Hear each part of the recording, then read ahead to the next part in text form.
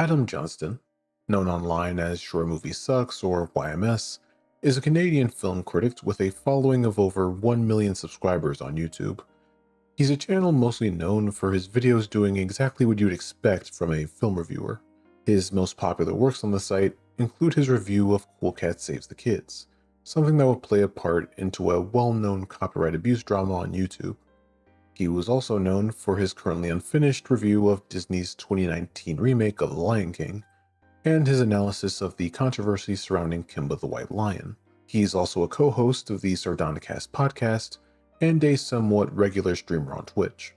All in all, a pretty well-known voice within the online film community. However, in September of 2025, Adam would be involved in public disputes with the YouTube channels Rob's Media and Nikandros, primarily concerning his past takes on Zoophilia. As this information resurfaced, Adam's response stated that the things he was being criticized for were, at most, a decade old, and were being unfairly relitigated. Now, usually when you bring up the age of a statement you've made, the presumption is that you've changed stances since then, that you no longer stand by those past statements. In Adam's case, however, the core of his arguments has been pretty consistent over these 10 years of time. To explain this, I'll be spending this video going through the decade-long history of Adam's devil's advocate arguments, primarily regarding zoophilia, and in doing so, we'll demonstrate that years later, his core arguments appear to remain unchanged, after which, we'll examine his response when this history was recently brought back into the public eye. But first, we'll need to understand what those arguments actually are. The most contentious element of Adam's philosophy is the belief that animals may possess the agency to consent to sex with humans. The earliest instance of this argument was during a live stream on Silent Hill 2 in July 2015. In this stream, Adam identified himself as a supporter of consensual zoophilia. His definition of consent in this context relies on behavioral cues rather than informed cognitive consent.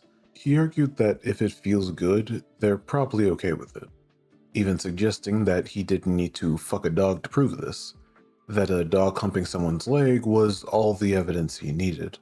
I don't think it needs to be said how this logic ignores both the power imbalance and the mental gap between human and animal, the same gap most argue makes real consent fundamentally impossible.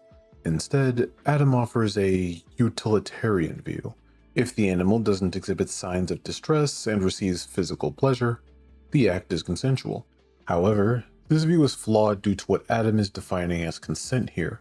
A common theme when arguing in favor of zoophilia is the anthropomorphization of animals.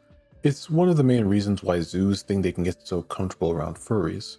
I mean, just think about it for a moment.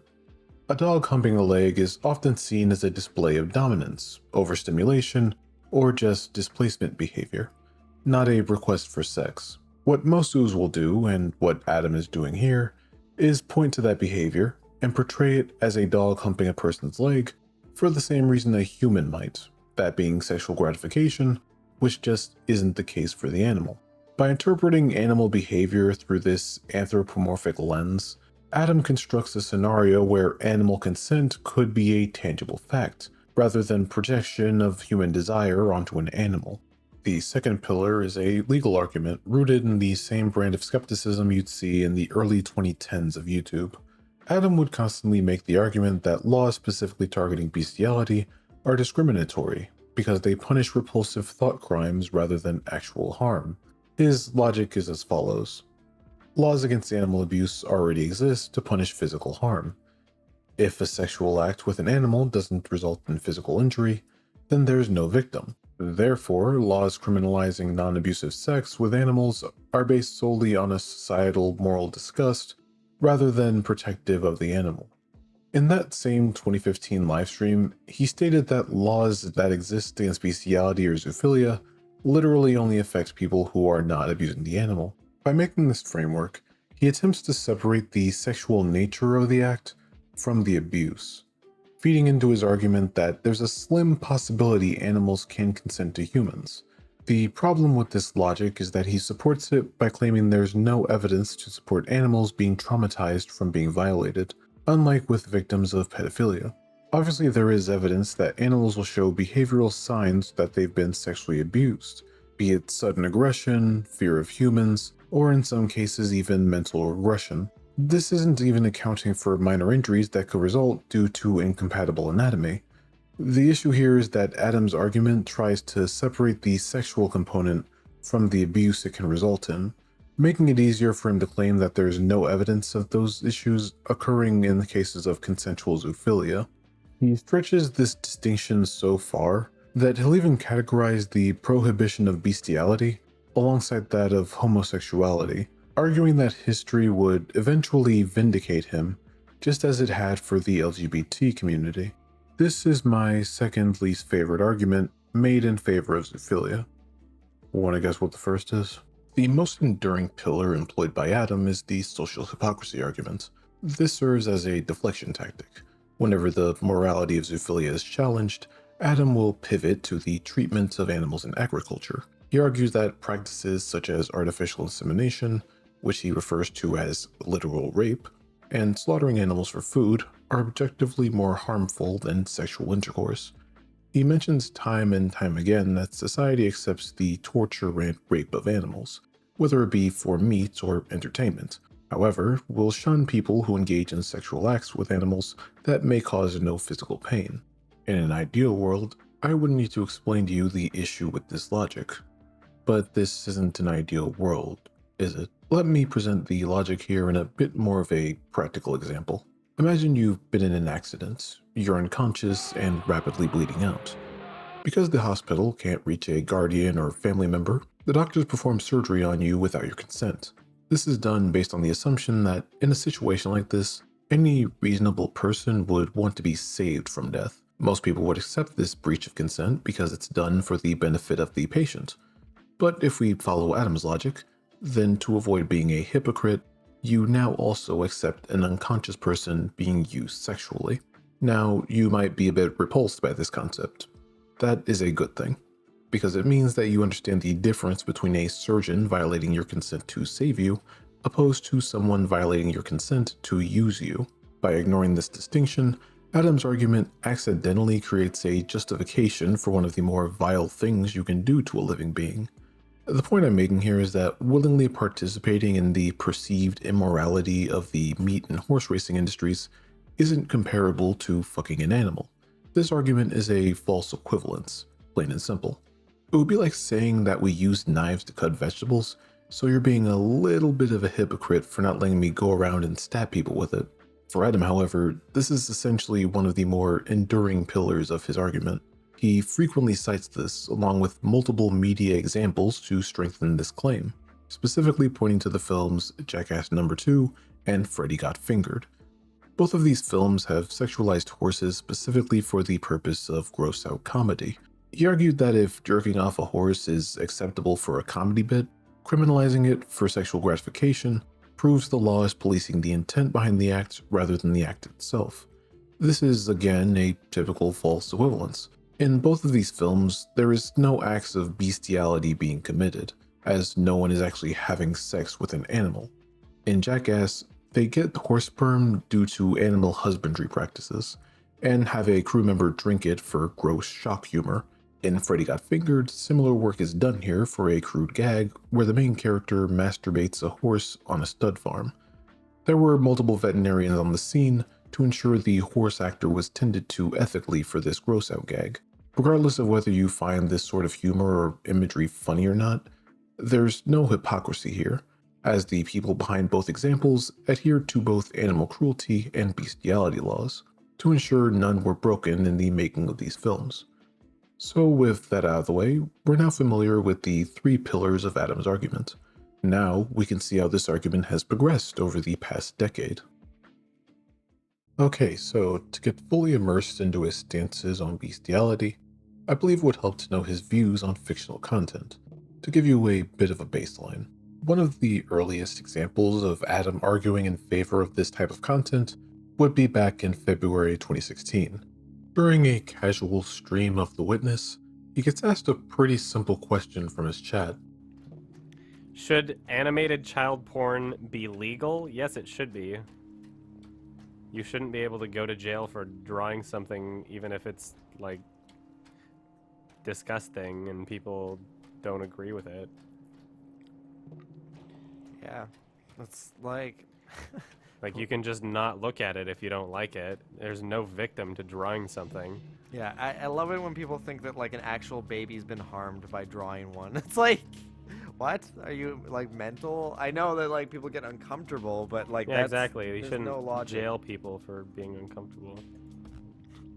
This clip gives us a baseline as to what Adam's beliefs are, the sort of beliefs he would maintain for the decade to come. It's a pretty simple argument. Drawing is fantasy, and because no real person is harmed in its creation, then there are no victims involved. Therefore, while it might make people uncomfortable, it shouldn't be illegal. So now, understanding the foundation of his argument, we can move ahead 2 years later to 2018, when this belief of his would be more openly presented. Pecklebox was a popular Canadian furry artist. While they were somewhat controversial due to their more notable art getting them labeled by some as a hip-hop culture vulture, the thing that led to their disappearance from the internet was the discovery of Tacklebox being into cub porn, that being explicit artwork of underage furries. Basically, it's the furry equivalent to lolly. A multitude of furries would express their disappointment that an artist they liked was indulging in such revolting content. But of course, there were also those who felt differently in the discussion. Adam found himself being a part of the latter, as he would put out a tweet speaking on the situation. To all the people out there that think illustrated and/or fictional porn depicting illegal activities should be illegal, why do you not apply that same logic to films and literature depicting acts of murder? I don't see how it's any different from an ethical standpoint. Given this is a pretty vague post, you're probably questioning if this is even about Tacklebox. Well, going into the replies, we can see a back and forth he has in the replies with furry musician Pepper Coyote. He would offer his own take on the matter, writing, "Very few people use violent media to try and groom potential murder victims, who also happen to be children, into consensual murder. I think all of this should be thought of on a case-to-case basis, and broad comparisons and generalizations are difficult to make." Adam would respond by reiterating his position, framing it not as a hypothetical, but as a defensive tackle box and a criticism of the consistency of the furry community's ethics. I just feel bad for Tacklebox, and I don't feel like they deserve to be dogpiled by the entire community when so many here jerk it to rape scenarios instead. I'm not into either of these things. I just don't see how one's worse to draw from an ethical standpoint. To which Pepper Coyote responded again, saying, "The difference I see is that most fantasies can be simulated with consenting adults. When someone wants to go the next level with CP, I believe in media's ability to shape behavior in some of the time, especially over time." This exchange shows us the core of Adam's argumentation. The argument isn't that the content is good. The argument is that you're a hypocrite for condemning this content, but not condemning other fictional, unethical content, like murder or rape. The context of those scenarios doesn't matter to him. It's the moral consistency that Adam focuses on. The third pillar, so to speak. So now that we've seen Adam's argumentation at work when it comes to fictional works like explicit cub or lolly art, let's truly understand why Adam has been receiving the critique that he has. In other words, let's discuss Adam's opinions on zoophilia and bestiality. As mentioned before, one of the earliest presentations of his ideology would be in his Silent Hill 2 stream in July of 2015. Much like his stream of The Witness, a chat member would ask him what his take was on the subject of animal rape. More specifically, which animals you shouldn't be allowed to. It's here that Adam argues consensual zoophilia is a concept that exists. Which animals should you not be able to rape? Humans. Otherwise, I don't know. I'm not a support of animal rape. I'm a support of consensual supporter of consensual zoophilia. I don't encourage it. I'm not gonna convince someone to try it. I've never tried it. I don't intend on ever trying it. But I recognize that people exist that will live their whole lives with an urge to do something like that, and meanwhile, while every other person on the planet gets to fulfill their eternal psychological, emotionally / physically driven urges, these other people on the planet that are attracted to the wrong thing somehow aren't able to do that, despite not harming animals in any way that they wouldn't be harmed through any other non-sexual activity, you know? And from here, he would build an argument in support of it.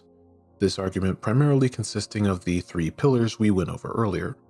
First, he argues that animals are capable of demonstrating consent to humans, and that it's very simple for humans to interpret. To suggest that there's no such thing as consensual human / animal sex is to be the most naive person on the fucking planet. Dogs try to hump your fucking leg. That's all the evidence I need. I don't have to have sex with an animal to know that animals don't have the same type of reservations that human beings do when it comes to sex. If it feels good, they're probably okay with it.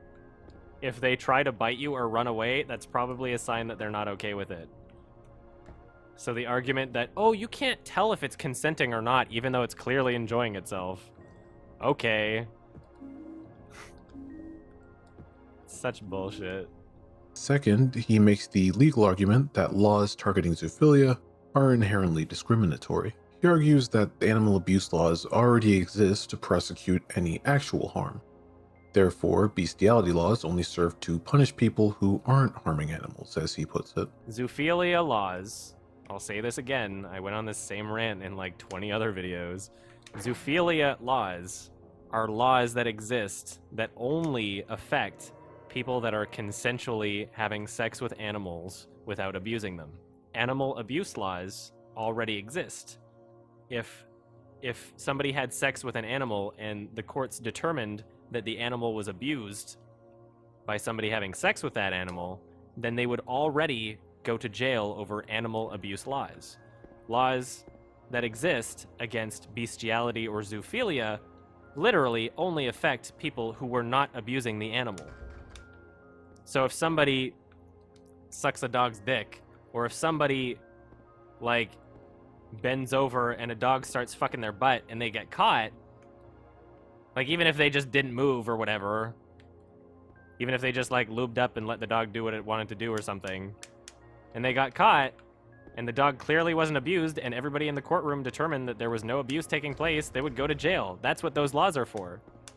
That's what those laws are for. And it's disgusting to see that people are openly willing to send people to jail for literally victimless crimes. And finally, he defends his position by accusing society of a deep-seated hypocrisy. He argues that eating meat and the agricultural practices of husbandry and artificial insemination are far worse than the consensual zoophilia he's defending. I don't think people should get married to animals, obviously.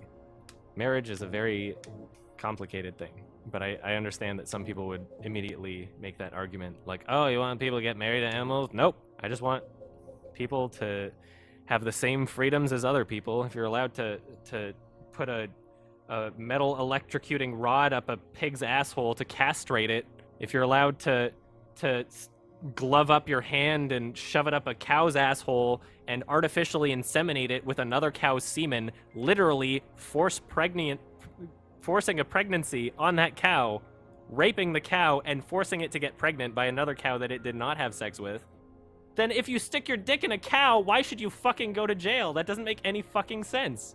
Anyway, let's just slaughter animals and eat them. It's okay because I do it. But I need to feed myself with meat. There's no vegetarian options available. This clip presents us with a stance similar to his earlier takes on lolly. The argumentation between the two things is almost identical.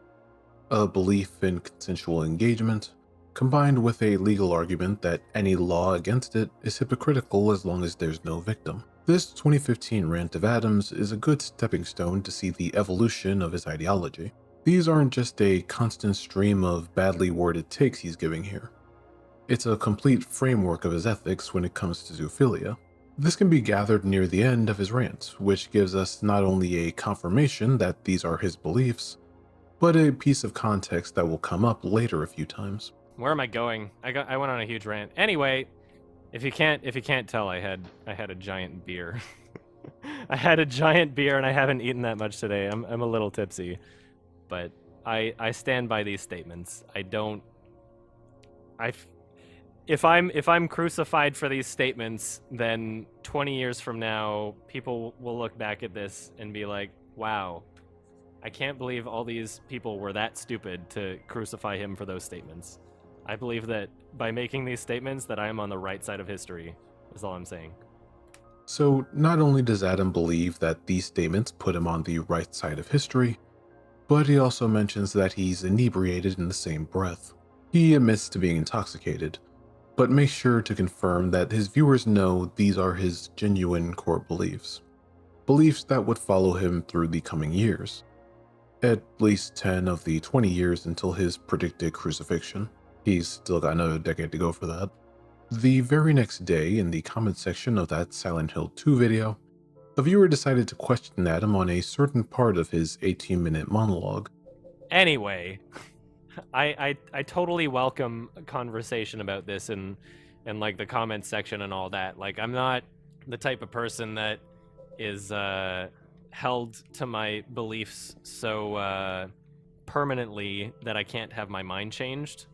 And please understand the flaws in trying to compare this with pedophilia, because, I mean, literally, pedophilia is a completely other different issue. And every time I see zoophilia argued on any forum anywhere, there's always somebody that jumps in and is like, but what if a child really enjoyed it? I'm like, that's not the same argument. It's not the same argument, because we have evidence to suggest that children are psychologically affected by this, right? We give a shit about people being psychologically affected by this. If we gave a shit about animals being psychologically affected, even though, A, there's no evidence to suggest that they would be negatively psychologically affected by consensual, enjoyable sex, even if there were, you don't put people in jail for leaving a dog in a kennel when it doesn't want to be in a kennel. You don't put people in jail for feeding an animal the same food over and over again its entire life. You don't put people in jail for leaving a dog in your back porch with nowhere to go to the bathroom, leave it there for like 8 hours while you're gone to work, come back, and once you see that it pissed itself because it had nowhere to go, then you rub their fucking nose in their piss. You don't put people in jail for that, so you shouldn't put people in jail for sucking a dog's dick. Seriously, the world is fucked up. A commenter would challenge him on the obvious slippery slope of his argument, writing, "This made me also curious what you mean by there's no evidence of psychological effects in relation to animals. Do you mean in relation to consensual animals or abused? I was just wondering why you don't think a case-by-case basis can't also be applied to children, since there are ones where children could be consenting by their own will." Adam's response to this, in writing and now presumably sober, is to clarify his stance by separating the two as he did on stream, writing, "Children don't have a concept of sex unless you teach it to them. The evidence supports that sexual acts on children negatively impact them psychologically through their lives. Animals just want to do what feels good to them. There is no evidence to support that animals are negatively impacted through consensual, non-abusive sexual intercourse. Anyone who claims that you can't tell when an animal's enjoying something or not is doing some serious mental gymnastics to convince themselves of that claim." So it should be noted that the presence or absence of alcohol doesn't really seem to alter Adam's core beliefs. Do note this, as it will come up in the future. 8 months after the Silent Hill 2 monologue, the topic would surface again during a Mass Effect 2 stream. Once more, Adam launches into a detailed defense of his framework, proving that his 18-minute rant in 2015 wasn't a one-off, by talking about it here for upwards of 40 minutes. Vegans are pretty much the only people that are actually at liberty to say that having sex with animals is wrong. Everybody else is a fucking hypocrite. Not only are his arguments just reheated and repackaged here, but he branches out even further with them. What you just heard was a reiteration of the societal hypocrisy pillar, Adam claiming that only vegans can oppose the fucking of animals. He even decides to create another false equivalence by stating that animals didn't choose to be domesticated, so why is owning animals as pets socially acceptable, but having sex with them isn't? It's like, oh, an animal can't consent to anything. Okay, they didn't consent to being domesticated. They didn't consent to being caged. You know, it's not considered animal abuse to like lock your dog up in the back porch in a 5 foot by 5 foot area, and then like go to work and leave it completely neglected the entire day for 10 hours, come back, notice that it pissed on the floor, and then get pissed off at the dog that had nowhere to piss in the first place, rub its nose and piss. Okay, at this point I have to ask, is this a reference to something? While researching for this video, I couldn't figure out if this was a reference to any real-life case. Never mind the fact most would consider you a shitty pet owner for doing that, but is this a reference to something, or has this just been his go-to, oddly specific example for this kind of argument? Anyway, moving on to the pillar of legality, Adam reiterates his take that animal abuse laws already exist to punish harm, making bestiality laws redundant as if that's the only type of harm they combat. If everybody hunted their own food, hunter-gather style, should it be okay to have sex with animals still? Yeah. The implication that We have used half our fuel. I believe that animals should not be abused, which is why we have animal abuse laws, right? We have laws saying that you cannot abuse an animal. The only reason that specific laws that ban zoophilia and bestiality exist is to criminalize the people who were not abusing those animals. So before zoophilia laws, if a state has animal abuse laws but not zoophilia bestiality laws, that means that if they have sex with an animal and it is determined that they were abusing the animal sexually or not, you know, if they raped the animal, if they forced the animal and the animal didn't like it, then they would determine that the animal was being abused. The reason why zoophilia and bestiality laws exist is because people would be in court over having sex with an animal, and no one would be able to determine whether or not the animal was actually abused, which I don't think you should go to jail if there's no evidence whatsoever that the animal was being abused. Because if the animal wasn't abused, then you're not really helping anybody. You're just putting somebody in jail because you don't like them, because you think that what they're doing is gross and you don't understand them. You know? You're being a fucking bigot. And later in the stream, Adam moves on to the pillar of animal consent, stating that he believes animals should be able to consent to humans, given that there are ways for deaf or mute humans to consent.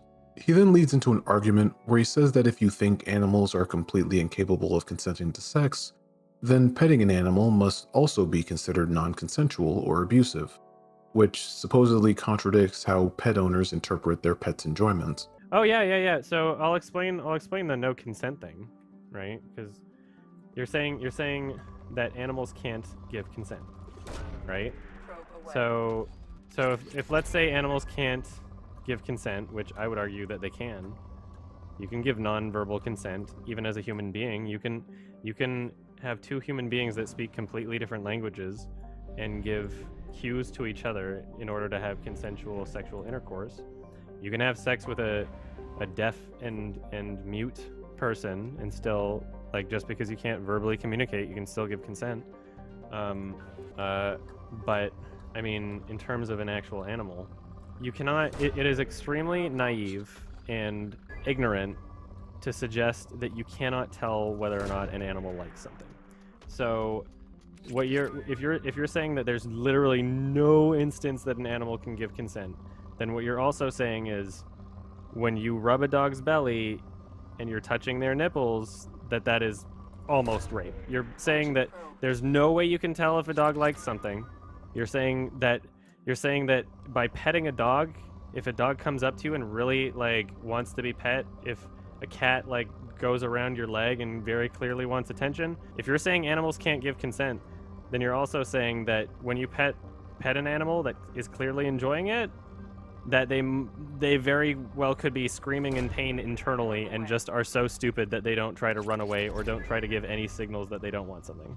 He even recycles the same point of dogs humping things, anthropomorphizing the action and portraying that behavior as if it's for sexual gratification. Animals, you're not gonna have a sexual contact with an animal, and the animal's just gonna be like rethinking it in its head over the next year and just constantly regretting it, like, oh, I was so awkward when I did this, or oh, was this the right person for me, or why did this happen? That's a human thing, you know? That doesn't happen with animals. They'll hump your leg. They'll just start fucking a stuffed animal for no reason. They'll try to rape you. If you have a dog that's not neutered, it'll try to fuck everything in the house. It'll hump your leg. It doesn't give a shit. It just wants to feel good. That's it. Nope, that's abuse. It's clearly getting off. It's clearly not in any stress or pain whatsoever, based on the most objective standard that we could possibly give to determining whether or not this animal is enjoying itself. But you're clearly abusing it, and you need to go to jail. Fuck right off. Not only this, but he also feels the need to distinguish the willingness to consent between animal species as well. Yeah, there's no, like, I couldn't ever imagine a cat being comfortable with sex with a human. Like, that's not, I don't, like, everybody knows cats. Everybody knows cats. Like, that would be, it would probably claw at you, and that would be considered abuse, but as for other animals that already hump your leg, it's like, really? You're not thinking about it if you think that it's not possible for one of them to enjoy getting off. Like, that's the stupidest thing I've ever heard. You're literally not even thinking about it. So don't have an opinion on it if you're not actually thinking about it. Now, the average person would hear that and think, it's kind of weird that zoophiles don't seem to try and fuck animals they can't fully assert control onto. Why do these people only try and fuck easily controllable pets or farm animals like dogs, cows, or horses? But that question never appears here. From 2015 to 2016, the game on screen might be a sequel to a different franchise, but his entire thought process is restated bar for bar here. The consensual act, the societal hypocrisy, the discriminatory laws, even the framework used to wall this logic off from pedophilia. To say that that it's literally impossible to have sex with an animal without abusing it is one of the most ignorant things you could say. Like, you're literally not even thinking. You put up a mental block in your head, and you refuse to think about it, and yeah, it's gross, you know? You don't want to think about it, but if you're gonna put people in jail for something, you should probably think about it, you know? Is that not a good enough excuse to think about something that grosses you out? Like, whether or not somebody deserves to go to jail for something? Fuck, we have laws against like pedophilia and shit. We've thought hard about that. There's real good reasons why pedophilia laws exist, you know? We've documented the psychological damage it does to a human being. There's real evidence. But nope. You can't put an animal's penis in your mouth. However, he does add an additional argument under the legality pillar. Remember in 2015 when Adam said he believes these statements put him on the right side of history? Well, those of you who are familiar with my channel might know that one of the zoophile arguments that bug me personally is when they attempt to equate screwing an animal to screwing someone of the same gender. Time after time, zoophiles have attempted to latch on to the LGBT to try and give their attraction to Fido some undeserved queer credence. Take a guess as to what Adam does during this livestream. My initial position was that it's wrong, right? Because it grosses me out too. And then after thinking about it as critically as I possibly can, then I came to the conclusion that I was mistaken. And I think if anybody seriously thinks about it and tries to debate the issue as objectively as they possibly can in their head without their own personal biases, finding things gross, you know? This exact same thing happened with people in, like, even sodomy laws, you know? Like, fucking 30 years ago, it was illegal in many states in the US. Sodomy. Like 30 years ago. It's not that long ago. People are fucking stupid. At a certain point, this is no longer playing devil's advocate. This is a core, consistent ideology he's arguing. He might not want to fuck animals himself, but he sure wouldn't have a problem if you did. We now jump forward to December 2017. The Mass Effect 2 clip was getting some pretty negative reception even back when it was posted. Looking in the comments, you can see the words of disagreement from those disappointed users. So about a year later, as the clip gained more attention, Adam posted a comment on the video to clarify his position. He begins by dismissing his own phrasing, writing, "If I had known my drunken ramblings on a casual Sunday stream would get this much attention, I would have formulated my arguments more professionally." This is the first time he uses what will become a familiar defense, that it was just a drunken rant and not a professional, serious argument. But in the very next sentence, he completely contradicts this dismissal. He continues, "This image is pretty much everything that needs to be said about this." The image he links to is a long, detailed Reddit comment he had written. This sober, professional argument is identical to his drunken ones on the stream. In this written statement, he once again makes the societal hypocrisy argument, saying, "Some forms of bestiality aren't any worse than what everyone funds through industries like meat and horse racing." He even introduces a few new arguments in this post, some being examples we briefly mentioned earlier. He claims that his take on bestiality wouldn't be so controversial if he wasn't open about being a furry. Now, while I, as a furry, find this to be a blanket statement of blame on Adam's part, this was during 2017, so it is a bit more believable given the times back then. But alongside that, we also have the comedy example. Nobody gave a shit when Tom Green and Steve-O jerked off horses for comedy. Just seems like a bunch of dishonest virtue signaling when people only give a shit if the person performing the act is doing it for their own sexual gratification. Like I said before, the examples he's mentioning were done in an ethical, law-abiding manner that followed animal husbandry practices. People most likely didn't care because they knew those animals weren't being harmed in the making of those gags. In the same way people don't worry when a film actor might die in a horror movie scene. But alongside that, he restates his legal discrimination argument, centered on the exact same no harm, no victim framework. I do consider it to be hypocritical to throw people in jail for specific scenarios where no measurable physical or psychological distress was inflicted on the animal. If the experience of the animal isn't considered, then it's not really about the animal at all, is it? Now, regardless of how damning his words were in those previous live streams, I personally believe this to be the clearest evidence of Adam's consistency here. In those streams, he states that he was drunk, so surely he wouldn't word his positions the way he wants to. But here, in this Reddit post, here we have Adam disavowing the tone of his drunken ramblings, while simultaneously, in sober, written text, recommitting to the core substance of those drunken ramblings. He tries to rebrand his ideology as a different philosophical perspective, but the arguments he's been making have been the same since that Silent Hill 2 stream 2 years before this post. The arguments aren't changing here. They're only being repackaged and reserved. Now, the year is 2020, 5 years after Adam's rant on the Silent Hill 2 stream. On March 28th, YouTuber iDubbbz uploaded a video titled "Sex Workers, iDubbbz Complains." While the video on its own isn't really that bad, years worth of catastrophes seem to have spawned due to its posting. But this isn't a video about iDubbbz, and thank God for that. The reason I'm mentioning this video is because alongside sparking a discussion about Ian's relationship, it's also responsible for Adam talking about zoophilia again. On Twitter, Adam would post a meme in support of iDubbbz and his wife, Anissa the Greasy, the myth of consensual sex meme. In response to this meme about consent, a handful of Twitter users would relitigate Adam's opinions on animal consent in a VOD titled YMS's Real Opinion on Bestiality, and the people that strawman him. He addresses the years of criticism he's received towards his stance on zoophilia. The description of this video posts links to the Reddit post we talked about earlier, saying that if you see anyone claiming Adam commits or endorses bestiality, give them those links, or even this video. So it's safe to say that during this stream, Adam is able to articulate his stance in a sober and clear manner, and that looks like a beer. In this stream, Adam expectedly proceeds to double down even further on his entire framework, arguing his points are simply being strawmanned because he's a furry. Also, there are people on the internet that don't like him. What stream am I talking about? Just search up, like, YourMovieSucks on bestiality. That's the name of the clip that people clipped.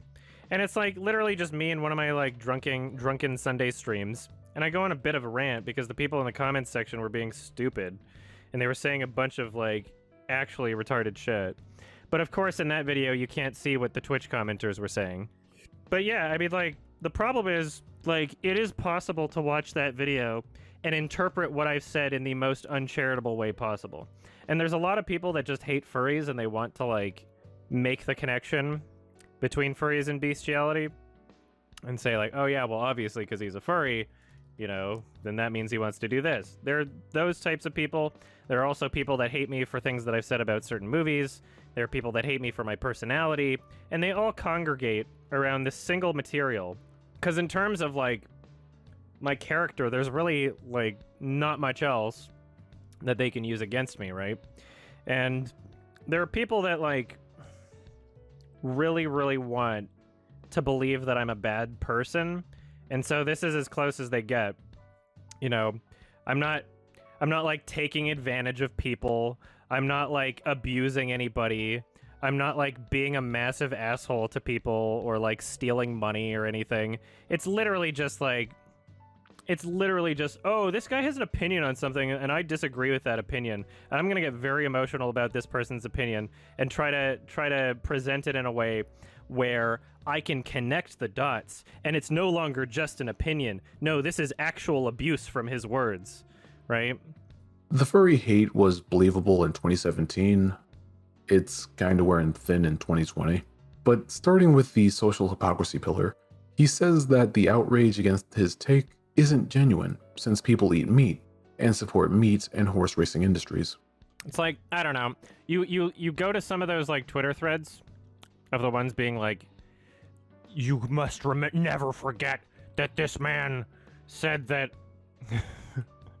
said that people shouldn't go to jail for having sex with animals, and then they leave out the part where I said, well, only if it's if there's literally no measurable harm or distress placed on the animal, which would make it literally less harmful than the entire farming industry, the entire breeding industry, right? Things that people are already okay with. But no, of course, you don't apply that same logic to people in those industries. You don't go to people who are like farmers or have ever been to like a horse race. So much more abusive than the examples I'm talking about. You don't apply that same level of criticism to them. I think you're full of shit. I think these people are so full of shit. Along with portraying the critique and mockery of his takes as performative outrage, he continues his argument on the false equivalence that people can't be against bestiality when not only does the meat and horse industries do horrible things to animals, but we allow the freak of nature known as the pug to exist. But yeah, I mean, like, I can have my own set of standards and practices, I guess, that I follow myself. It would be weird to put that blanket over other people, which is exactly the reason why I have that perspective on bestiality, is because that's literally what people are doing. Is people are going like, well, I think it's totally okay to go to a horse race and pump horses full of steroids and torture them and like literally forcefully impregnate other animals just so that they can have a specific type of breed, like non-consensual pregnancy. People believe that's fine in any case as long as it's just for breeding, to like literally take wolves and like force breed them into the point where they have like back problems and their eyes are popping out of their skulls like pugs and they can't even fucking breathe. Like that's fine. And then people come out against some guy that like sucked an animal penis or something. It's like, okay, you're being a fucking hypocrite. That's stupid. Like that's my point. It's not about like just it's more about moral consistency than anything else. I think people are fucking stupid. Moving on to the legality pillar, we return to the jackass example. Adam claiming that the only reason this stunt wasn't illegal was because the guys weren't gooning with their boners out while they did it. Yeah, as long as they're laughing about it, the implication to the viewer is like, oh, that's demeaning for them. They don't want to do it, but they're doing it for money, so it's funny. Like, it's an embarrassment for them. Whereas if they literally performed the exact same act, but they had boners and they were jerking off, they'd be in jail. Like, they'd be in jail. But because they didn't have boners and they weren't jerking off while they did it, they're not. And it's like, okay, well, is it about the animal at all? because I don't think the horse can tell whether or not you're getting off on it. So it's clearly not about the animal anymore. I think people are fucking insane. I'm sorry, you think? Alongside that, he would again compare zoophiles to the LGBT. Except he doesn't. But he also kind of does. It's just, it's so bizarre. And also at the same time, not surprising. And I think what people don't really understand about this whole situation is, like, you look back, and as I was saying earlier, morality has changed and progressed over time. And we as a culture right now, with all of our history and also our internet, right? We look back at these other cultures, these previous versions of our species, which evolutionary-wise, we haven't changed much at all. In terms of, like, human history, we're, like, a little bit taller. Our brains are not that different, right? Our social structure is not that different. What dictates morality is what is considered taboo, what is considered a social societal norm. And so we look back and think, like, how the hell in the 1950s was everybody against gay marriage? How the hell was sodomy illegal and shit like that? Or like the drug war, which now we're slowly getting out of. Like, people look back at these previous civilizations from like 50 years ago, which is not much at all, and think about, like, how the hell were people so stupid back then? They weren't any stupider than right now. They weren't any more stupid than right now. Literally, the only difference was what was considered a social taboo, what was considered a social norm. And the fact is that the majority of people right now are the exact same people that, like, all these people championing for gay rights that are arguing against the same shit that I'm saying, you would have been against gay rights in the 50s. You're that type of person. You're literally that type of person. It's like, it's so stupid. And obviously these two issues are not equatable at all. Like, they're completely different issues. And I understand that if someone were to listen to my statement comparing those two issues, there will automatically be people being like, you just compared this to that, they're not the same. Yeah, of course they're not the same. Nobody said they were the same. What I'm talking about is the mindset. What I'm talking about is people's ability to think outside of what is socially acceptable and be actually critical about the world around them. And the vast majority of people are fucking sheep. The vast, overwhelming majority of people are fucking stupid. Oh, okay, my mistake then. He isn't saying that the moral outrage against gay people is the same as that against zoophiles. He's just saying that if you're vehemently against zoophiles, then you have a similar mindset to a bigot from the 50s who's against gay rights. Well, as long as we're not comparing the two, right? And finally, we have the animal consent pillar. This is, surprisingly enough, one of the only pillars that Adam would shift on. However, this shift doesn't exactly change the core of the argument as a whole. Adam essentially concedes that animals are unable to give informed consent like humans do. However, he does this to then argue that if that's the standard we're holding animals to, then we have to consider all animal-on-animal sex as rape. In one of Adam's Reddit posts that's read by TTS in the start of this video, it says, "I do not believe that animals are capable of informed consent like humans are. The philosophical question is whether or not meaningful consent, from the animal's perspective, would require more than the dictionary definition of consent. If animals require informed consent for a sexual act to not be inherently abusive, then that would mean that animals cannot consent to each other either. It obviously makes sense to apply that standard to humans, but informed consent isn't something that literally any non-human animal on the planet has ever experienced regardless of human interaction." Now, I've already said false equivalence to the point that it doesn't even sound like a real term to me anymore. But this stance is actually mixing another fallacy along with it. It's called the naturalistic fallacy. Basically, it's the mindset of going, well, it happens in nature, so I guess it must be right. In nature, most mating between animals is governed through species-specific body language or rituals. Signals like pheromones or estrous cycles that signal receptivity within that species. In nature, there are also cases where mating between animals is done through sexual coercion, ranging from physical harassment to murking children to assert dominance. Because of how mating in the animal kingdom works, we as humans are unable to hold them to the standard of informed consent, not because animals are stupid or anything, but just because of animal behavior in general. Holding a dog to the standard of informed consent would be like putting a lion on trial for murdering a gazelle. It just doesn't make sense.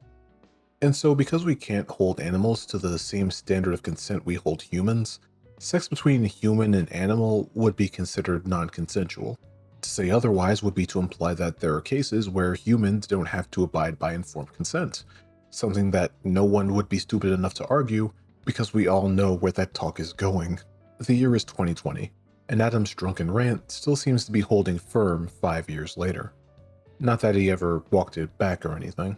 And yeah, if you watch that video and you've never seen it before, first of all, I didn't say anything untrue in that video. I didn't say anything factually inaccurate. And although my tone came off as like kind of whiny, right? Like that would be the only real issue I have with that. Other than the fact that like I didn't clarify my position enough for people supposedly. The arguments never changed. The only evolution these statements have undergone is being layered with more and more comparisons, now including the equating of consensual zoophilia to something like fucking Stonewall. This is Adam's framework, and over the span of 5 years, his beliefs have remained completely consistent. Now, let's see what happens when those same beliefs reemerge 5 years later.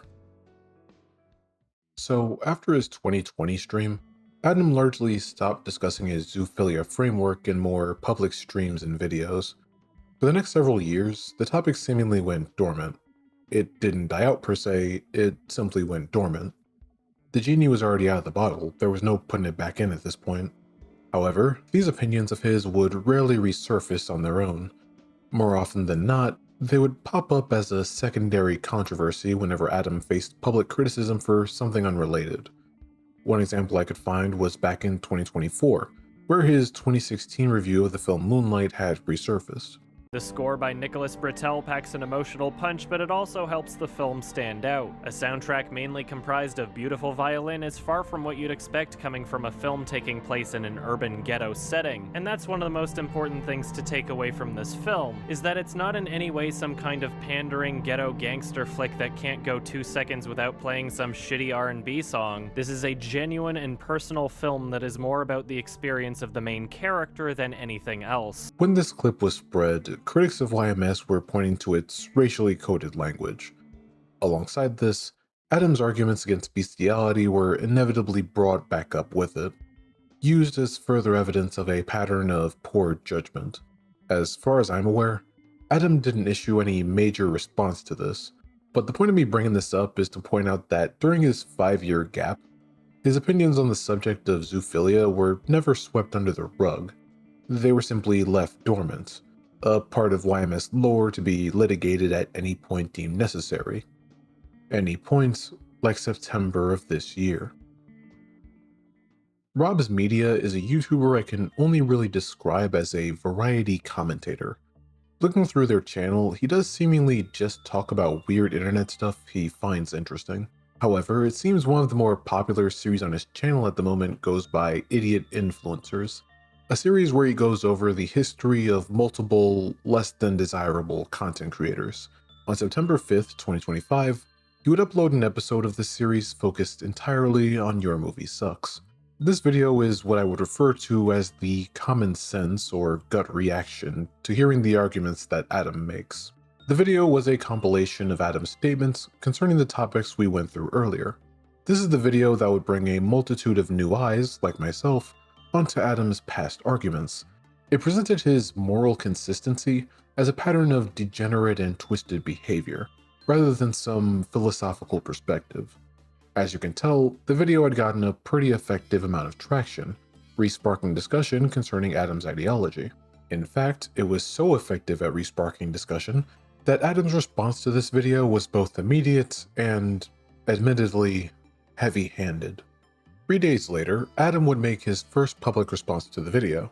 Now, the problem was that when this video was released, Adam was out of town for TIFF, or the Toronto International Film Festival. Unable to make a stream or video response, he would leave a massive 5-part, multi-thousand-word comment on Rob's video. Now, his response wasn't just a clarification of his stances like the past streams were. This time, Adam went fully on the offensive. He would attack Rob's ethics, accusing him of committing a scummy move for intentionally publishing the video while Adam was at his biggest work commitment of the year, as he puts it. He also accuses Rob of being fully aware of his chronic wrist pain, accusing him of knowingly putting Adam in a position where he would have to hurt himself, typing thousands of words in response to him because, again, he was out of town. He argued Rob had zero journalistic ethics, because he didn't reach out to him for comment and had actively chosen to misrepresent him to create a sensationalized hit piece.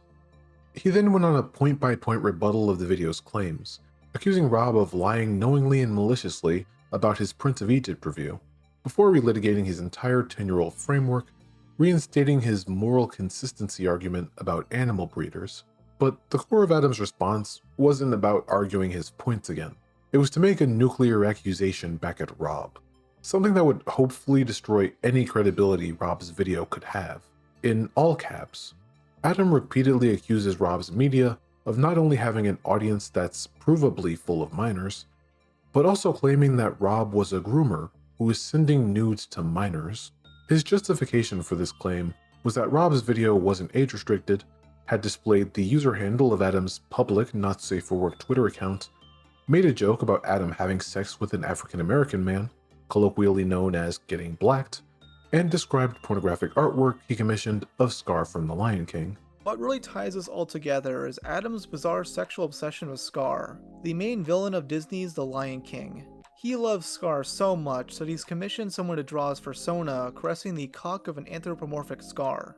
Even weirder are a full set of drawings he commissioned showing a non-bipedal Scar getting fucked in the asshole by a dildo. Yes, these exist, and can be found on his not safe for work Twitter account. To this, Adam responds with, "You are literally describing pornography to your audience full of minors and telling them where to find it. This is objectively immoral, irresponsible groomer behavior. It is way more degen than anything you've accused me of by far." Never mind the fact Rob's point here is pointing out Adam's obsession with Scar from The Lion King, as well as pointing out that he commissioned feral porn of Scar while being someone that argued against zoophilia laws. Never mind the video opening with a warning that this content isn't suitable for all ages. But this accusation persists into the summary of his 5-part comment. Adam writes, "TLDR, I said words Rob doesn't like, so he tries to paint me as an abuser with no evidence whatsoever, while he's simultaneously directing his child audience to porn and giving them instructions on how to access it." There is the obvious pitfall here that Adam based this claim on the assumption that only kids watch Rob's media, but we'll get into why this grooming claim falls flat on its face later in the timeline. At this point, it was clear Rob had struck a nerve in uploading this video. Rather than simply restating his framework for the umpteenth time, he decided to turn the tables on his critic, launching into an extensive essay in the comment section, putting his wrists in harm's way in the middle of watching movie after movie at TIFF. The very next day, September 9th, Adam would escalate further. He took the fight from Rob's comment section to his own main following, posting a multi-part statement to his Twitter and sharing it to his Blue Sky and YouTube following. In this post, he solidifies his angle of response. He told his audience that the hit piece made by Rob was intentionally released while he was on his biggest work trip of the year, and was unable to provide a thorough video response. He also frames the video as an attack on his identity, claiming that 1/3 of the video was pure speculation, 1/3 of the video is cherry-picked comments he made over the years, and 1/3 of the video was unironically shaming him for being a queer furry. Dude, it's 2025. I think the furry hate has become relatively irrelevant by now. This is followed up by the public weaponizing of his groomer claim, saying that he wouldn't link the video in this post because it contained detailed descriptions of pornographic images. He again stated, without evidence, that Rob's YouTube drama commentary slop audience has a higher than average percentage of 13 to 17-year-old viewers, and that Rob was refusing to age-gate the video. Now, as a commentary YouTuber whose audience hardly contains minors, according to YouTube at least, I feel the need to point out just how pointless age-restricting a video is. It's pretty commonplace on the internet for children to lie about their age, meaning that the age restriction function doesn't really do its job. Instead, age restricting a video realistically does nothing more than restrict the outreach of your video to just your audience, leaving it dead in the water more often than not. You would think someone with over a decade of YouTube experience would know this. You would think a YouTuber would be aware of the fact we literally have a setting where we can say a video isn't made for kids. You would think. Adam would also introduce a brand new defense, one that directly contradicted his own 10-year history of standing by his statements. He reframed his past rants, talking about the ethics of bestiality laws as nothing burgers, writing, 10 to 15 years ago, I shared my perspective on various controversial moral philosophical issues, and because I was in my early 20s, I didn't phrase myself as well as I would have today. Even here, Adam is attempting to disavow the phrasing of his arguments, blaming it on his age. Now, you could say this contradicts his previous statements where he openly states that he stood by his words. However, I'd have to disagree with that, because that would imply he's disavowing the argument, when in reality, he's just saying that he could have worded it better again. To cap this part off, Adam had also issued a call to action.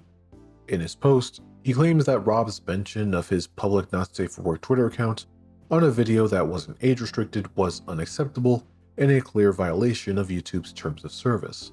The part that makes this a call to action is that he follows it up by instructing adult viewers to go to Rob's original video, sort the comments by new, scroll down until they see Adam's comment, and then give it a thumbs up for visibility reasons. You're probably wondering what these two things have to do with one another. Well, all I'm saying is, it would be a real shame if Rob's video just so happened to disappear a few hours after Adam posted this.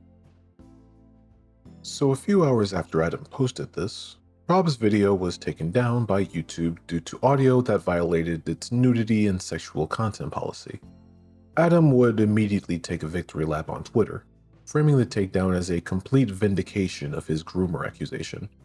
He writes, absolutely crazy that these two idiots thought sharing porn with minors was perfectly fine until getting called out on Twitter. Rob's media responded the next day, stating the takedown was clearly the result of a bad faith reporting campaign. He pointed out that the specific clip flagged by YouTube was just Null, the owner of Kiwi Farms, reading one of Adam's own Reddit posts defending bestiality, and that the original video of that clip was still up on YouTube. Rob would tie this takedown to Adam's call to action, saying, this video was clearly reported by one of Adam's fans. As only hours later, he made a tweet alleging that my video violates community guidelines for a completely separate reason. This was a short-lived victory for Adam, as on September 11th, the video was reinstated by YouTube, but it now had an age restriction on it. Rob's video was back, but Adam had still won in the sense that YouTube seemingly agreed with Adam through the placement of that age restriction. After the reinstatement, Adam returned to the comments section of Rob's video, moving the goalpost. The takedown had failed, so he pivoted back to his original complaint. Video back up, still out of town, comment still not pinned, hearted, or responded to. Absolute cool behavior. So now, things were at a standstill for the time being, as Adam was still out of town. The thorough video response that Adam had promised still needed a bit more time. He just had to get back from TIFF first.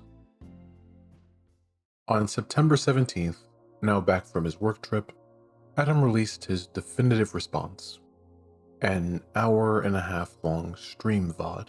This was a stream where Adam would talk to his Twitch audience about his trip to TIFF, the video released by Rob's Media, as well as the subsequent reaction to said video by YouTuber Nicholas Diorio, but our main focus is the response to the video itself. In my own cynical opinion, the stream did what it set out to do, portray Adam as the victim to his audience. The victim of a hit piece made by alleged alt-right child groomer, but not really, Rob's Media. Looking at it objectively, however, the response consists of two conflicting objectives. He uses this stream to both paint Rob as someone with no journalistic integrity, whose video is a copy and paste of his Kiwi Farms thread, while also arguing the exact same points he's been criticized for, the same points he's been saying over and over and over again for years. He would mention how his 2015 and 2020 statements were all just poor phrasing from a decade ago. Something that I haven't talked about for over a decade, and I honestly forgot I even said this because the clip's so old. Over 10 years. I don't even know how long it was. It was no, it has to have been 10 years ago. Anyway, my position, somebody asked me what I think of the ethics of lolly, whether or not it should be illegal, right? And I said, yeah, lolly should be legal. What I should have said is at least decriminalized, right? I don't know. I was in my early 20s, but I essentially have the same position where if there are only consenting adults involved in an action, even if that action is someone drew something that is disgusting, that I think is disgusting, that most of us think are disgusting and offensive, right? If the action only involves consenting adults, I don't think people should go to jail for it, right? That doesn't mean I think it should be celebrated. That doesn't mean I would like more of that to exist, right? That doesn't mean I would like it to be out in public and available on a fucking grocery store shelf. That just means I, as a principled person, right, with strong feelings about harm reduction, when you put people in jail for the rest of their lives that's causing harm, right? If someone is doing something that only involves other consenting adults, they should not go to jail. But even after blaming his phrasing, Adam would immediately prove Rob's video correct by defending the exact substance of his old philosophy. Adam reuses the example of a dog humping someone as proof that an animal can consent to sex with a human. Things that are a part of our common knowledge in pop culture, like America's Funniest Home Videos, right? There'll be a clip of a woman fell down a hill, and then the dog just starts humping her. And so my response is the dog not consenting to some sort of sexual act by doing a sexual act on the human, right? Sure, it's not informed consent, right? And that doesn't mean, oh, dog's humping you, therefore you can do something else to it. I never said that, right? I'm saying that the act in of itself that the animal is doing is one that it is consenting to, right? By their version of consent, not by my version of consent, which is informed consent. So my standard for the people that I have sex with is informed consent. Not just informed consent, actually, enthusiastic consent, right? You had the legal argument that laws should be based on physical harm rather than moral disgust, and to do otherwise is punishing a thought crime. This also leads into the social hypocrisy argument, that animal breeders perform these same actions without moral outrage, claiming the law to be inconsistent. One of these controversial subjects is animal welfare, specifically human-animal sexual interactions, right? And my position has always been that even though I would like it not to happen, even though I don't like that thing, I have no interest in it, and I would prefer if other people don't do it. If you give me a world, where no people are doing that versus a world where people are doing that, I would choose the world where no people are doing that, right? That's always been my position. However, I do find it stupid that many of our legal policies regarding this issue are not based on the welfare of the animal, right? And so if you look at the things that we consider to be acceptable, ignoring the meat industry, right? So literally just animal breeders, and you can do that for fun, right? You don't have to be a licensed animal breeder. You can just be someone that's I would like to play God. I would like to combine these two animals into another one, right? That's legal, socially acceptable. In order to do that, they sexually interact with the animal, right? This is not a debatable fact. This is real life. It's happening right now. There are podcasts of doctors talking about the different ways they do it. They opt to do it usually by jerking off the animal because it is less harmful for the animal than letting them do it themselves. Like, this is true, right? This is verified, scientific, not debatable, right?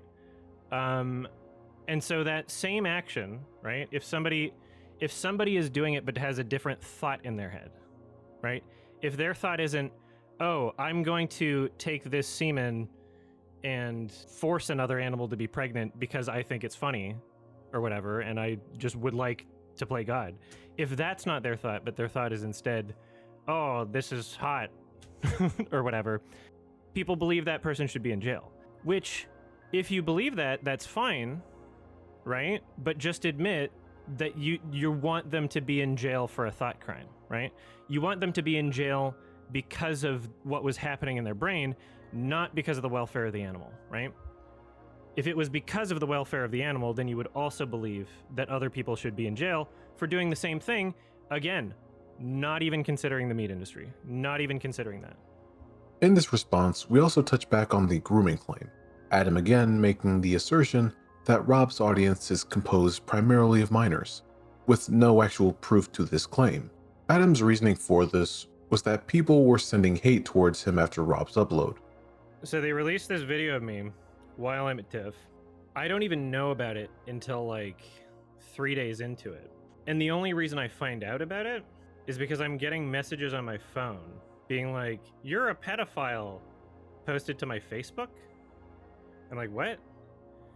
I'm noticing like, you know, other comment notifications, very unhinged, very like legit, it seemed like minors. Just the way that, you know, the way, excuse me, the way that they were talking. Generally the type of people to, you know, go on a weird tirade and accuse, you know, show up to someone's page and start a thing like that. Generally, those people tend to be minors. And also, Rob's media makes commentary videos, so his audience has to be younger than that of Adam's. I pointed out that in the fucking video, this guy insisted on sharing a page with username unblurred, right? Showing exactly where to go of pornographic images of myself and consenting adults, right? And it's not just saying, hey, this exists, right? It's not even just saying the name of the website where this exists. It was describing pornographic images of me and describing the race of the person I was having sex with, as if it's relevant for it to be a black guy. I don't know why these people think that that's like, if you're curious about what his channel is like, that's a good idea, I guess. Yeah, no, it's not basically kink shaming. It's absolutely kink shaming, because when I pointed this out in the comments section, being like, hey, this is against YouTube TOS. Also, why is this video not set to 18 plus? If you're not going to set it to 18 plus, just blur the username. Just blur the username. Why is it important for you to have the video set to all ages where minors could access it, and you know at least some are, because you make fucking YouTube drama videos? Come on. Hello. Like, that's a way lower age demographic than fucking talking about Synecdoche, New York, and Nuri Bilge Ceylan films, right? Like, you know that you have minors in your audience. Now, as if this assumption wasn't flimsy enough, Adam would go on to explain that his public not safe work account is set up in such a way that minors just straight up couldn't access it. I'll let Rob's response to this claim speak for itself. Now, the main thing I wanted to respond to here is Adam's claims of me being a child groomer and a pedophile. Yes, those are claims he attempts to make. This is over the fact that I briefly showed his not safe for work public Twitter account, using it to cite where I found certain images from that I obviously won't show in my video. Adam thinks that simply mentioning it and describing posts on it means I'm luring 13 to 17-year-olds to pornographic content, which is moronic in multiple different ways. For one, I have a content warning at the beginning of all my videos. I've always had the mindset that older viewers are watching my content, which is why I've covered various risque topics over the years, like disturbing websites, dark history, and more. It's just not something that comes across my mind, which is why I also don't bother censoring OnlyFans usernames. Second, Adam mentions himself that minors can't access his explicit content on Twitter. as he's enabled settings that block them from seeing it. And I pointed out in the comments section, the settings that I have enabled on these websites ensure that if there are minors on the website, right, they don't have the ability to access it. And I tested this yesterday, by the way. I tested this. I created a fake account with like a 13-year-old birthday or whatever, just to test this out, because I take this very seriously, right? I created an account on this website just to test it out. You cannot see any of the media displayed on my page, right? So how would I be allowing minors in my audience to access these materials if you've put restrictions in place to prevent that from happening? It makes no sense. Trust me, I don't want to lead minors to that shit. I don't want poor little Timmy to stumble across videos where Adam is recreating Mr. Hands of Big Dick Randy. So, in his attempt to prove that he was being maliciously slandered, Adam decided that the best course of action was to personally repackage all of the takes he was being criticized for into a more colorful, less alarming package.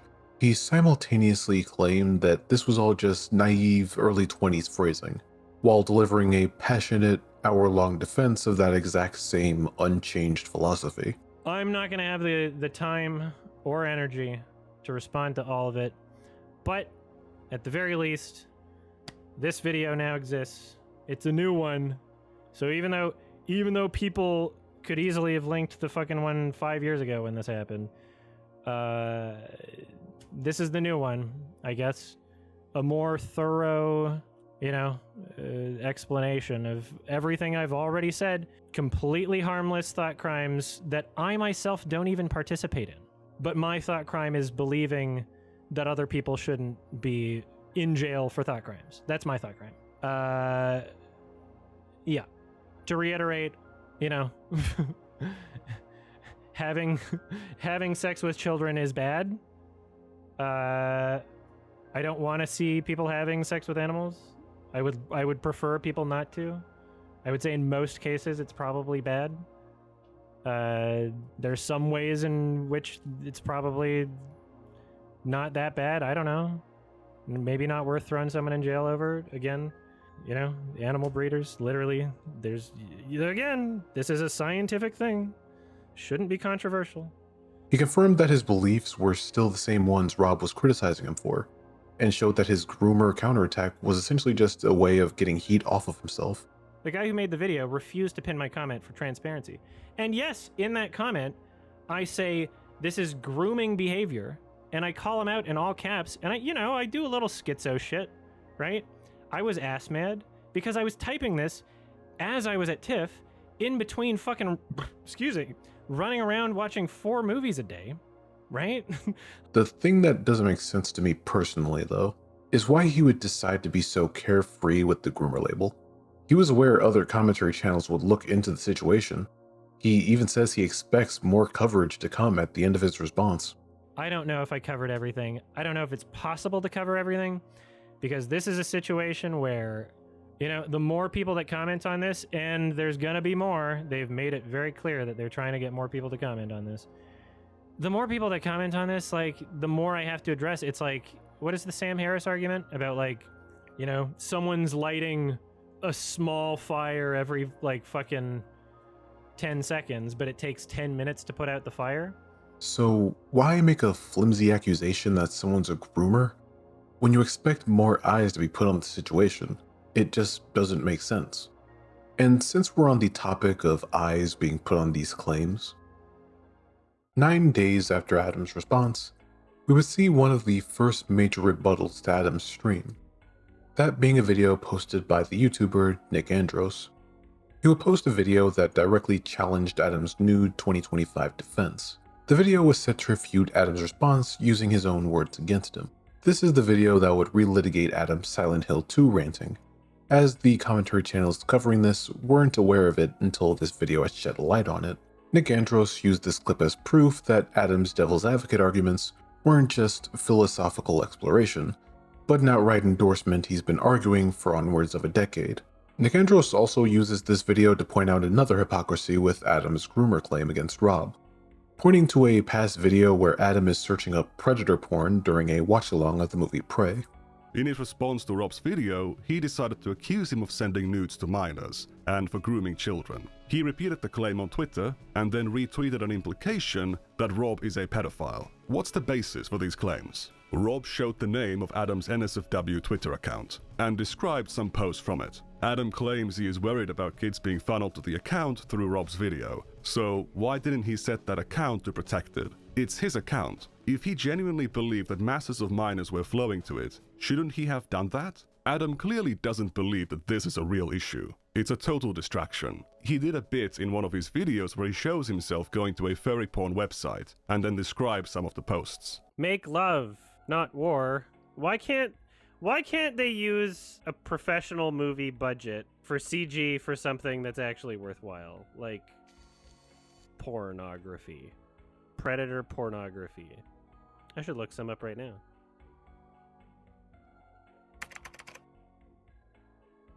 None of these are what I wanted. See, they put aliens in there too. There's one with a demigorgon. The top one they have like weirdly human eyes. It's not bad animation though. Holy shit, one of these is 25 minutes long? It's probably a distress signal coming from this ship. What the hell? Yes, I'm searching up predator porn. That's how invested I am in the film. He's telling kids about a website full of thousands and thousands of videos and images, and he's showing himself going on it like it's all normal. It's a casual, normal thing to do. I didn't describe any of these images beyond saying, oh, a demigorgon's in one, haha, that's funny. I didn't say what sex acts are taking place in the images. I didn't say who was penetrating who. And also, it's not in the context of, let's shame this person, right? It's not in that context. It's in the context of, haha, this movie's so boring that I'm gonna look up porn. No, that literally makes it worse. Rob is telling the kids in his audience, people who go on these websites and enjoy this material are disgusting degenerates and they should be ashamed. If Rob has impressionable children in his audience who take what he says seriously, do you think they're more or less likely to visit those sites? How do you think the impressionable children in your audience respond to you showing looking up porn as a casual thing to do when you're bored? You review and talk about kids' movies. There's no way you have 0 kids in your audience. But the hypocrisy of this claim isn't why I bring up this video. The important portion of the video is actually in the comment section, as Adam would post a comment response to this video. I swear to fucking God. In this post, Adam's entire defense hinges on disavowing the clip where he called himself a supporter of consensual zoophilia.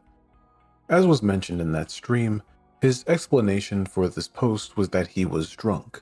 His comment reads, "You can also hear me drunkenly stumble over my words trying to figure out what to say in response."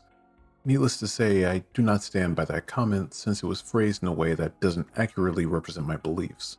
I was over 8 drinks in, which was typical for my streams around this time.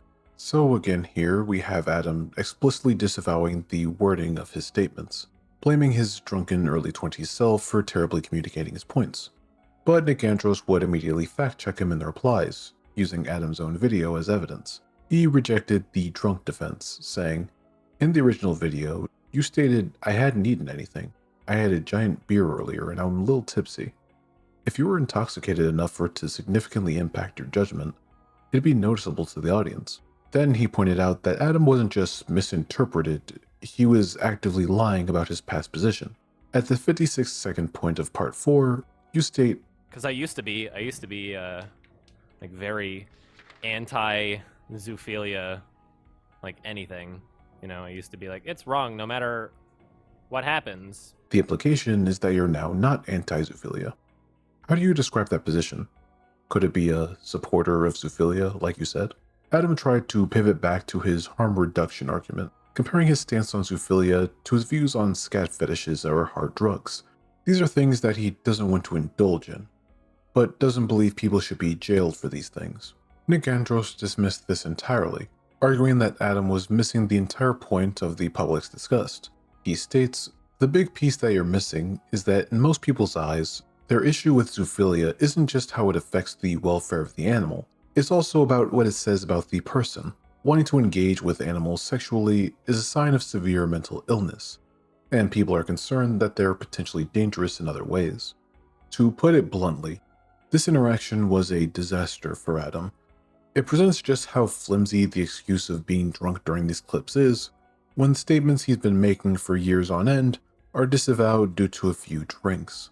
What this interaction should have made clear to Adam was that not everyone who views these ramblings of his will view him as some internet philosopher, nor are they really obligated to. Some people, like those in the comments of Nikandros' video, will see him as a liar who was finally forced to disavow his past wording, not out of a change of heart, but because someone had called him on it directly. On October 22nd, Rob's Media posted a video in response to Adam's stream. We've already touched on the more prominent parts of this response, such as Adam shooting his groomer claim in the foot, as well as the hypocrisy of it being pointed out. But something that stuck out quite a bit to me was Adam's persistence to try and get into contact with Rob after his upload. Despite lying about me multiple times regarding this, he's whining about how I won't pin his lengthy essay under my video. Oh, and he wants me to heart it as well. Yeah, let me heart the comment where he slanders me as a groomer. The fact that I wouldn't do this drove him insane, as he DM'd me, begging for his schizo meltdown to be pinned. But this wasn't the reason why I blocked him. I did so because he went as far as requesting to follow my girlfriend on Instagram, seemingly in order to send her a DM too. Buddy, she doesn't want to talk to you. She's busy playing Overwatch. This to me crossed a bit of a line, and I've had no interest in directly engaging with him since. Now, to my knowledge, Rob's girlfriend isn't a public figure by any means, but even so, I would assume it's just basic etiquette not to try and contact a content creator by proxy of their family or partner. This detail just makes Adam's whole response come off as even more desperate than it seems. But the core of this video was to combat Adam's groomer accusation and strengthen the claims made in the previous video, using the newly acquired Silent Hill 2 footage to do so. All in all, Adam came out of this situation somehow looking worse in my opinion, responding to the critique and pushback with all the precision of a shotgun. The next day after Rob's video was posted, Adam seemed to finally accept that this drama was a lost cause. After a discussion with Nikandros and his groomer narrative failing to hold water, he would post a Twitter-only post with replies disabled. Adam would technically disavow his past arguments. I say technical because there is still the usual caveat to show that his ideology hasn't changed here. It reads, to clarify for people who need it, all animal abuse is bad, whether sexual or otherwise. All sex with animals should be discouraged, regardless of perceived hypocrisies. If I could choose a world where no one is having sex with animals, I would choose that world. If you think any of these statements contradicts anything I've ever said, I either did not communicate myself well in that moment, or you did not understand me. This is Adam's way of invalidating every piece of evidence against him, creating a new narrative that's built on the usual expected excuse of Adam being drunk. He claimed his old rants weren't philosophy, but the products of self-medicating and an undiagnosed mental illness. 10 years ago, I was incoherent and irrationally angry in ways that I no longer am, partially thanks to getting proper mental health diagnosis and treatment. I am no longer using 6+ drinks of alcohol a day to self-medicate for mental health disorders I didn't even know I had. He claimed the Silent Hill 2 clip that had been uncovered was a misunderstanding. He wasn't speaking his own beliefs, he was just getting baited by his chat. The language used was the result of me responding to someone arguing in chat. I used the same terminology they were using, and I did not realize how it would be perceived 10 years later. Adam would also argue that the clips being litigated were ancient and statistically irrelevant outliers. The 1% that contradicts the other 99% is not what makes up a person or their beliefs. No one is completely consistent over 15 years. People change. Ideas evolve. No one is expected to defend drunken words they said a decade ago, and I don't hold anyone to that standard. If you insist on believing the worst possible interpretation of what I said 10 years ago, then that is your choice. And to finish that statement off, Adam states that regardless of your thoughts on any of this, none of it matters anyway. However, even at its worst interpretation, these words have harmed no one other than myself. Either way, it does not reflect my current self, which should be evident by the fact that these clips are ancient. That's kind of the funny part of the whole thing, huh? Here we have Adam claiming that time has passed, his mindset changed. And yet, just days ago, he was repeating the exact same course dance he had been repeating for 10 years now, just in a less repugnant package. The way I see it, Adam isn't disavowing his core ideology. He's simply apologizing that his drunken words were irresponsible. Again. Going by this post, Adam is no longer a philosopher. He's Adam, the open and honest weirdo overcoming mental health issues. He abandoned the old narrative and created a new one, pivoting to the story of recovery and looking forward to an even better 2026. So, what's the point of all this? Well, the purpose of this video was to document a 10-year-old contradiction. We've gone through Adam's 3 pillars of zoophilia defense over and over again. From the pillars of animal consent, to legality, to perceived social hypocrisies. We've seen that the core philosophy of each of these pillars has remained completely consistent for a decade now. The only thing that ever changed was the delivery. I drank a beer. To suggest that there's no such thing as consensual human/animal sex is to be the most naive person on the fucking planet. Dogs try to hump your fucking leg. That's all the evidence I need. I drank another beer. They'll hump your leg. They'll just start fucking a stuffed animal for no reason. They'll try to rape you. 3 beers. I do not believe that animals are capable of informed consent like human beings are. The philosophical question is whether or not meaningful consent from the animal's perspective would require more than the dictionary definition of consent. If animals require informed consent for a sexual act not to be inherently abusive, then that would mean that animals cannot consent to each other either. 4 beers. Oh no. There'll be a clip of like, oh, a woman fell down a hill, and then the dog just starts humping her. And so my response is the dog not consenting to some sort of sexual act by doing a sexual act on the human, right? And a Bloody Mary. I don't want to see people having sex with animals. I would prefer people not to. I would say in most cases it's probably bad. There's some ways in which it's probably not that bad. I don't know. Maybe not worth throwing someone in jail over. The way I see it, the supporter of consensual zoophilia from 2015 was optically redefined into the harm reduction philosopher of 2025. He only disavowed the wording of his drunken rants when he was finally cornered by people like Nikandros. We've gone over his response to pushback, how he complained about people bringing up ancient clips while reiterating and defending the exact same opinions in his hour-and-a-half stream response. When he realized his philosophy was failing to win the argument, he escalated to bad faith accusations, attempting to reframe his critics as groomers while on his, quote, schizo shit. And when that failed, he pivoted entirely, abandoning the philosopher persona, or fursona I should say, to rebrand himself as a victim of his own drunken rants and mental health disorders. This video isn't me trying to form some kind of hate campaign towards Adam. It's not even some attempt to change his beliefs. I'm quite aware the internet breeds a lack of motivation when it comes to seeking internal change of any kind. The main purpose of this video is that of a cautionary tale. It's a 10-year-old case study in how a simple refusal to take an L can blow up into a crash out fueled by frustration and deflection. And furthermore, this is a video providing the full context that seemingly has been scattered in a sea of unlisted streams and bad faith arguments. I'm not asking you to cancel the guy, just to know what you're getting yourself into. This is YouTube. You can vote with your view however you want. And if after seeing this display you have no issue watching the guy, then it is what it is. This is this and that is that. All I ask is that you take a lesson away from all of this. That lesson being that no matter what your fursona may be, we can all agree on the fact that we are not horses. Okay, but seriously, the lesson here is to think before you speak. Especially if you plan on speaking 10 years from now. That's about it. Stay safe out there.